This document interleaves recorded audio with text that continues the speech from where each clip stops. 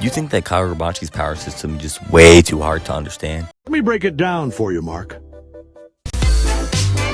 First, there's these things called people that can do stuff. Pretty cool, right? All these people have this stuff inside of them called spirit energy that they can use for many things like sorcery and enchanted blades. Also, obviously, the more you use spirit energy, the better you get at using it. So, you know, as they say, practice makes perfect.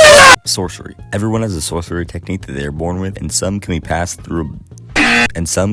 down through a bloodline, like this family that can use shockwave sorcery and access dimensional storage. Some other sorcery examples are teleportation, bombs or explosions, and like making plants or something, I guess. They all do these things by channeling their spirit energy, imbuing their sorcery with it, and then releasing the spirit energy, which activates the sorcery. Now, along with sorcery, there's 6 enchanted blades, which all have special abilities and techniques tied to them. Except there's not actually 6, there's 7. But most people don't know about that, because the 7th one's a secret. Unless you're this guy. Oh wait, now everybody knows about it. Except for people who don't. Makes sense, right? No?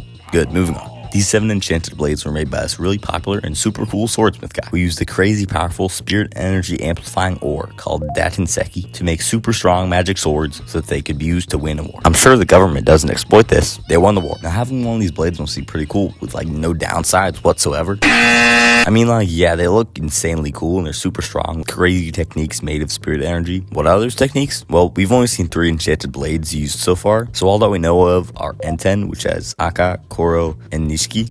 Cloud Gouger, which has Mei, Yui, and Ko. And the deadliest of them all, Magatsumi. Or Shinuchi, which has Spider, Dragonfly, and Centipede. How do they do all that cool looking stuff, you may ask? I don't know, man. It's just like spirit energy and stuff. This is a load of barnacle. Now that all probably sounds cool, but there's also huge drawbacks that come with wielding an enchanted blade. What are those drawbacks? Number 1, if you wield an enchanted blade, nobody else can use it until you die. I'm sure the government doesn't exploit this. Number 2, if you wield an enchanted blade, you lose the ability to use other spirit energy on anything other than the blade. That means no sorcery. Number 3, the blades work by amplifying the spirit energy so much that the government...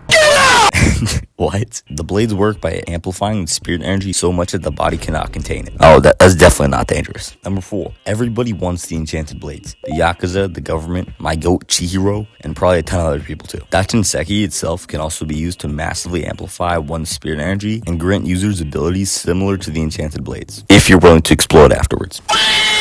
Now, this guy thought that if he combines Datinseki with flesh from this kid, who can regenerate body parts, don't question it, he would be able to create a weapon that harnesses stabilized power of Datinseki so people wouldn't explode after they use it. And it worked, but only temporarily. They still explode afterwards.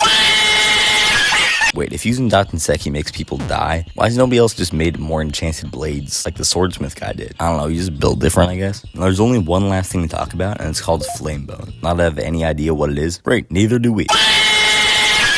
All we know is that, number 1, it's at the same level of power as an enchanted blade. Number 2, it acts as an extension of a person's body, and they can seemingly choose how much of it they activate. And number 3, if they activate too much of it, they probably blow up or something. I don't know.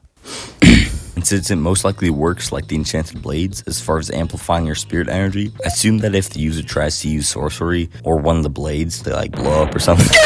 Oh yeah, it also looks like Bones on fire and uses fire and explosion-based attacks. With all that being said, Kagurabachi is still a relatively new manga, and some things are subject to change, but I think we can all agree. The real Kagurabachi power system was the friends we made along the way.